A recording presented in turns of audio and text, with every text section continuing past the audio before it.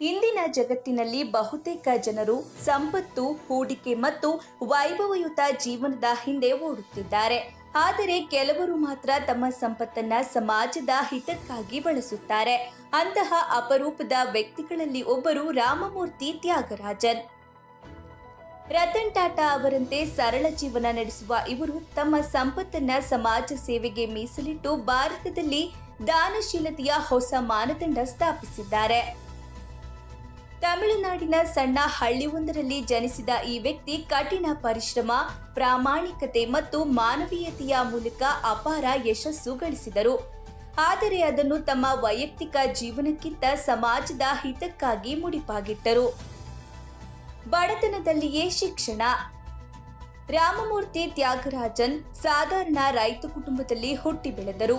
ಬಡತನದ ನಡುವೆಯೂ ಅವರು ತಮ್ಮ ಶಿಕ್ಷಣವನ್ನ ಮುಂದುವರಿಸಿದರು. ಚೆನ್ನೈನಲ್ಲಿ ಗಣಿತಶಾಸ್ತ್ರದಲ್ಲಿ ಪದವಿ ಪಡೆದ ಅವರು ಕೋಲ್ಕತ್ತಾದ ಭಾರತೀಯ ಸಂಖ್ಯಾಶಾಸ್ತ್ರೀಯ ಸಂಸ್ಥೆಯಲ್ಲಿ ಉನ್ನತ ಶಿಕ್ಷಣ ಪಡೆದರು. ಈ ಶೈಕ್ಷಣಿಕ ಪಯಣವು ಅವರ ಭವಿಷ್ಯಕ್ಕೆ ಬುನಾದಿ ಹಾಕಿತು. ಶ್ರೀರಾಮ್ ಗ್ರೂಪ್ ಒಂದು ಮಹತ್ವದ ಬದಲಾವಣೆ. 37ನೇ ವಯಸ್ಸಿನಲ್ಲಿ ತ್ಯಾಗರಾಜನ್ ಅವರು ಎವಿಎಸ್ ರಾಜ ಮತ್ತು ಟಿ ಜಯರಾಮನ್ ಅವರೊಂದಿಗೆ ಸೇರಿ ಶ್ರೀರಾಮ್ ಚಿಟ್ಸ್ ಅನ್ನು ಸ್ಥಾಪಿಸಿದರು. ಇದು ಆರ್ಥಿಕವಾಗಿ ಹಿಂದುಳಿದ ಸಮುದಾಯಗಳಿಗೆ ಬೆಂಬಲ ನೀಡುವ ನಿಟ್ಟಿನಲ್ಲಿ ಕ್ರಾಂತಿಕಾರಕ ಹೆಜ್ಜೆಯಾಗಿತ್ತು. ಈ ಸಂಸ್ಥೆಯು ವ್ಯವಹಾರ ವಾಹನಗಳಿಗೆ ಸಾಲ ಒದಗಿಸುವ ಸಂಸ್ಥೆಯಾಗಿತ್ತು.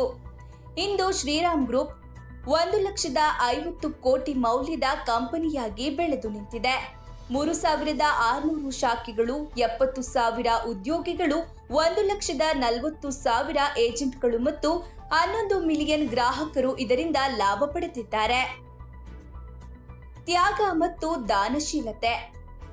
ಇಷ್ಟೆಲ್ಲ ದುಡ್ಡಿದ್ದರೂ ಇವರ ಬಳಿ ಐಷಾರಾಮಿ ಮನೆಗಳಿಲ್ಲ, ದುಬಾರಿ ಕಾರುಗಳಿಲ್ಲ, ದುಡ್ಡು ಪ್ರದರ್ಶನವಿಲ್ಲ. ಆದರೆ ತ್ಯಾಗರಾಜನ್ ಅವರ ದಾನಶೀಲತೆ ಎಷ್ಟರ ಮಟ್ಟಿಗೆ ಎಂಬುದಕ್ಕೆ ಒಂದು ಉದಾಹರಣೆ. ಅವರು 6,210 ಕೋಟಿ ರೂಪಾಯಿ ತಮ್ಮ ಪಾಲುಗಳನ್ನ ಮಾರಾಟ ಮಾಡಿ ಆ ಮೊತ್ತವನ್ನ ಟ್ರಸ್ಟ್ಗೆ ದಾನ ಮಾಡಿದರು. ಇಂತಹ ದೊಡ್ಡ ಮೊತ್ತ ದೇಣಿಗೆ ಅತ್ಯಂತ ಅಪರೂಪವಾದದ್ದು. ಇಂತಹ ಕಾರ್ಯವು ಅವರನ್ನ ರತನ್ ಟಾಟಾ ಅವರಂತಹ ದಾನಶೀಲರ ಸಾಲಿನಲ್ಲಿ ನಿಲ್ಲಿಸಿದೆ.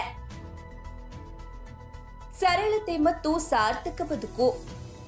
ಈಗಲೂ ಅವರು ಕೇವಲ 6 ಲಕ್ಷ ಮೌಲ್ಯದ ಹಳೆಯ ಕಾರು ಬಳಸುತ್ತಾರೆ. ಅವರ ಜೀವನ ಶೈಲಿ ಸರಳ, ಆದರೆ ಅವರ ಆದರ್ಶಗಳು ನಾಡು, ಸಮಾಜ ಮತ್ತು ಜನರ ಜೀವನವನ್ನ ಬದಲಾಯಿಸುತ್ತಿವೆ. ಅವರು ಶ್ರೀರಾಮ್ ಗ್ರೂಪ್ ಮೂಲಕ ಸಮಾಜಕ್ಕೆ ಸಾಕಷ್ಟು ಕೊಡುಗೆಯನ್ನ ನೀಡಿದ್ದಾರೆ. ಇವರ ಸಮಾಜದ ಮೇಲಿನ ಪ್ರಭಾವ.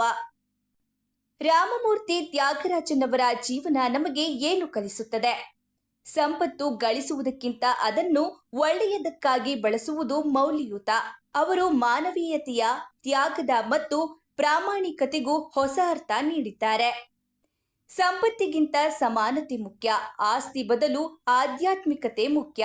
ತ್ಯಾಗರಾಜನ್ ಅವರು ಕೇವಲ ಉದ್ಯಮಿಯಲ್ಲ, ಅವರು ಮಾನವೀಯತೆಯ ಬೆಳಕು.